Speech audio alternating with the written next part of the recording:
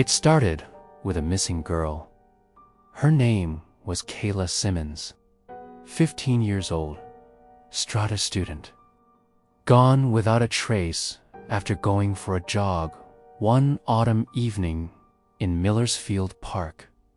Everyone knew it's sprawling with overgrown trails, hollow log bridges, rusted playground swings, and a long-abandoned wooden gazebo that creaked like it breathed. People used to go there all the time, family picnics, birthday parties, seniors walking their dogs. The park sat on the outskirts of the small town of Moreau Pines. But that changed after Kayla. Her phone was found lying in the grass beside the trail near the old duck pond, still unlocked. A half-typed text blinking on the screen. I think someone's fall. That was it. No screams, no signs of a struggle. Just the phone and the uneasy silence of a place suddenly heavier than air. Almost a year later, a group of 4 teens decided to spend the night in Millersfield Park. The moon was a smear behind clouds, and everything smelled like wet leaves and something else, something metallic. They lit a fire in the old pit, roasted marshmallows, and took turns telling ghost stories. But as the fire burned lower, the atmosphere shifted.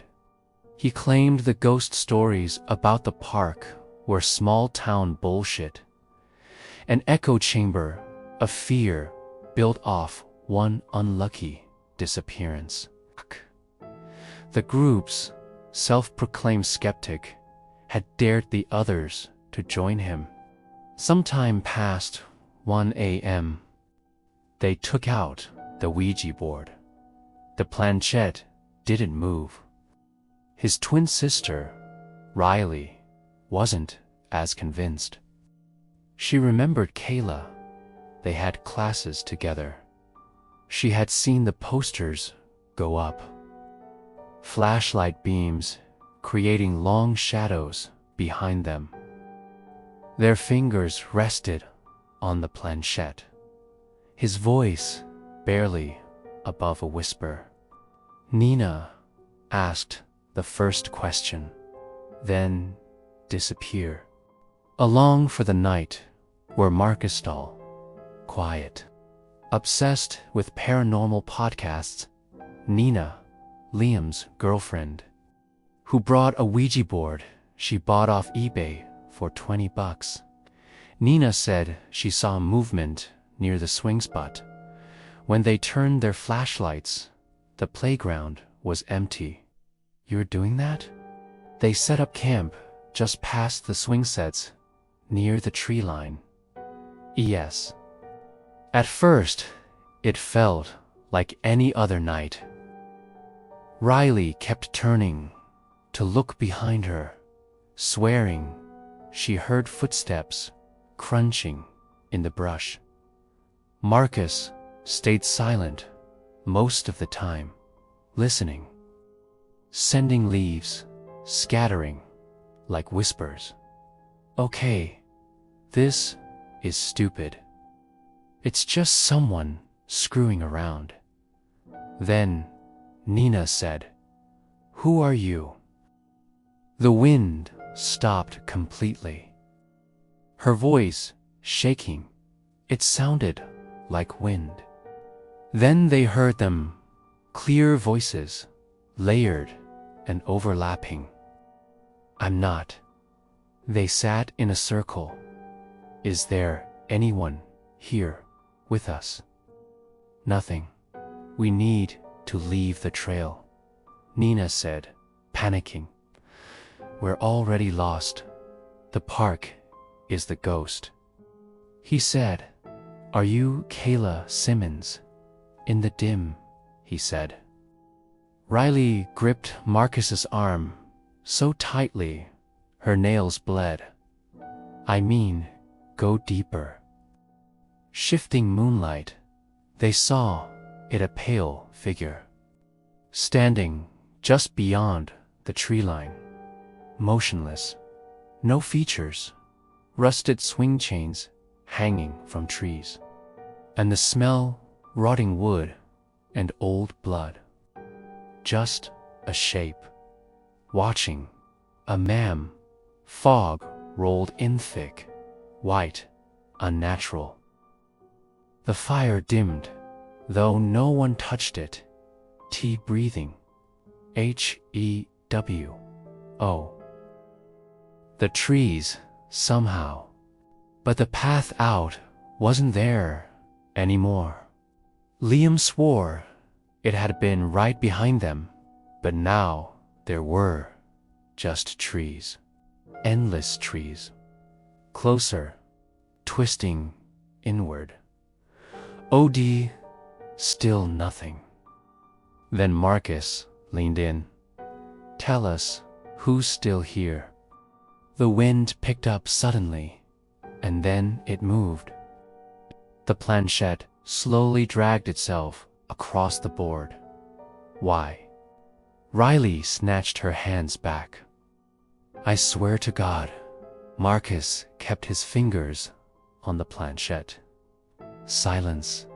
Then Liam laughed. But Riley wasn't laughing. "Do you see that?" They all turned. And then it vanished. Around 2A, the forest around them seemed to shift. They decided to pack up, and whispers. At first, some were crying. Some were calling names. Some were just. Marcus suddenly stopped walking. "What trail?" "No." He pointed into the woods. "The park isn't haunted." They wandered in the dark until they found a old part of the park no one remembered anymore. A crumbling stone foundation. They saw the figures again. More this time. Dozens. Pale, eyeless, with gaping black mouths. Some were crawling. Some were swaying. Some hovered just above the ground. One had no legs and dragged itself forward on broken arms. Another had Kayla's hoodie. They didn't run. They couldn't. Their legs wouldn't work. Liam began muttering nonsense. Nina fell to her knees. Sobbing, the whispers became screams. Then one of the figures broke off from the others. It pointed at them and spoke in 100 voices at once. "Stay." Marcus shoved Riley and screamed, "Run." Somehow, their bodies obeyed. They tore through the woods, branches slashing at their skin, the fog swallowing everything.